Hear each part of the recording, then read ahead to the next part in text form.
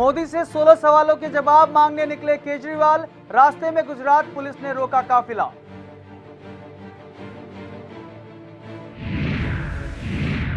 केजरीवाल पर गुजरात में आचार संहिता के उल्लंघन का केस दर्ज, दिल्ली हंगामे पर आज आप देगी चुनाव आयोग को जवाब। रामकृपाल यादव ने आरजेडी से दिया इस्तीफा, टिकट न मिलने की वजह से पार्टी छोड़ी, बीजेपी में हो सकते हैं शामिल।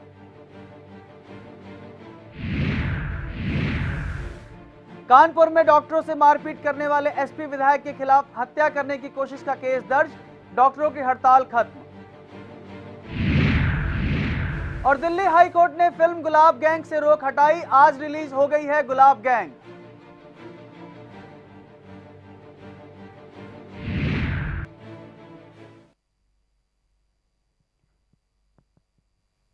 नमस्कार, आप देख रहे हैं रिपोर्टर 24/7 और मैं हूं शशांक विक्रम सिंह। आइए नजर डालते हैं आज की तमाम खबरों पर। सबसे पहले हम बात करने जा रहे हैं आम आदमी पार्टी की। आम आदमी पार्टी के नेता अरविंद केजरीवाल ने गुजरात दौरे का आज तीसरा दिन है। मोदी के गढ़ में विकास कार्यों का जायजा लेने निकले केजरीवाल मोदी को घेरने की तैयारी में है।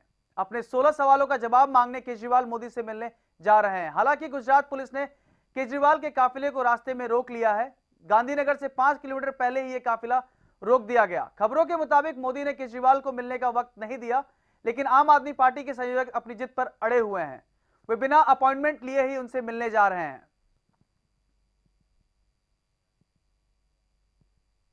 गुजरात में कच्छ जिले के गांधीधाम में एक जनसभा में लाउडस्पीकर का इस्तेमाल करने पर आदर्श आचार संहिता के कथित उल्लंघन को लेकर आम आदमी पार्टी के संयोजक अरविंद केजरीवाल के खिलाफ केस दर्ज किया गया है।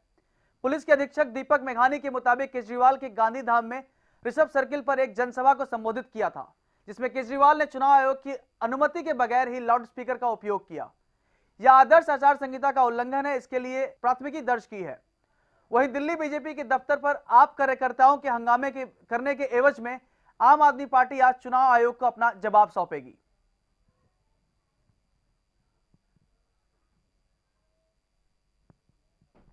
आरजेडी की मुश्किलें कम नहीं हो रही हैं। पहले पार्टी में टूट हुई, पासवान का साथ छूटा, कांग्रेस से गठबंधन में खींचातान चली और अब गुरुवार को आरजेडी ने बिहार के में प्रत्याशी घोषित किया तो बेटी मीसा भारती को पाटलिपुत्र से टिकट देने की वजह से वरिष्ठ नेता और राज्यसभा सांसद रामकृपाल यादव ने बगावत कर दिया है।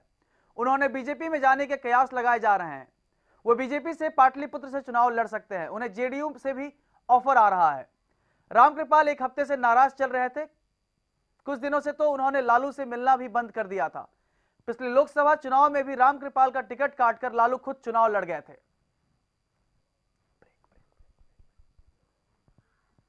चलिए, वक्त हो चला है एक छोटे से ब्रेक का, जल्द हाजिर होते हैं।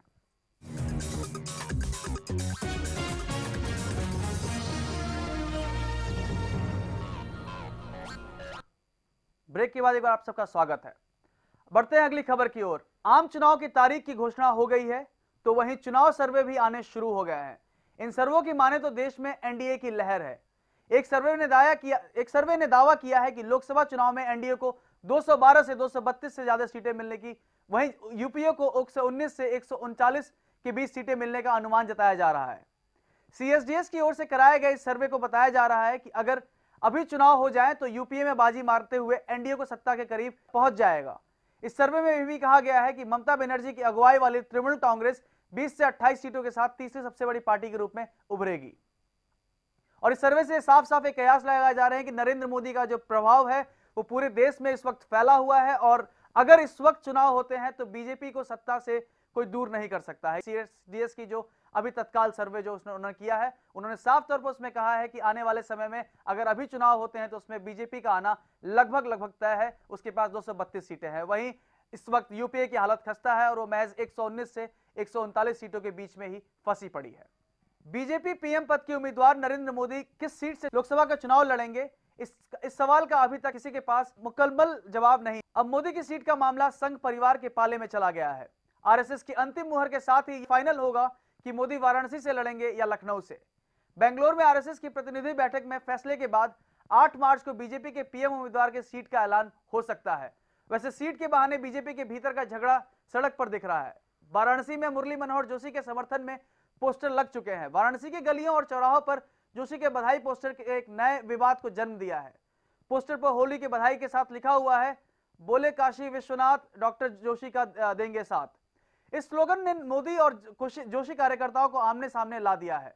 वाराणसी से मुरली मनोहर जोशी सांसद हैं तो सीट खाली करने को तैयार नहीं। अब यूपी के नेता मोदी को लखनऊ से चुनाव लड़ने का न्योता दे रहे हैं, जहां खुद पार्टी अध्यक्ष राजनाथ सिंह ने नजरें टिका रखी हैं कि लगातार जो है इस वक्त जो कार्यकर्ता है मोदी के, वो अपने पोस्टर्स लेकर पहुंच गए हैं कि we want Modi for PM, और एक कैंपेन चला दिया गया है बनारस में। इस वक्त वाराणसी के हर सड़क पे जो है बड़े बड़े पोस्टर चिपका दिए गए हैं और एक कैंपेन जो है मोदी समर्थकों ने शुरू किया, जिसमें वो चाहते हैं कि मोदी वाराणसी से चुनाव लड़े। और बेहद दिलचस्प होने वाला मुकाबला, क्योंकि अगर मोदी जो है वाराणसी से चुनाव लड़ते हैं तो कहीं ना कहीं अरविंद केजरीवाल भी वहां से चुनाव लड़ सकते हैं। आज के लिए बस इस बुलेटिन में इतना ही। तमाम और खबरों के लिए जुड़े रहिए रिपोर्टर 24/7 के साथ। नमस्कार।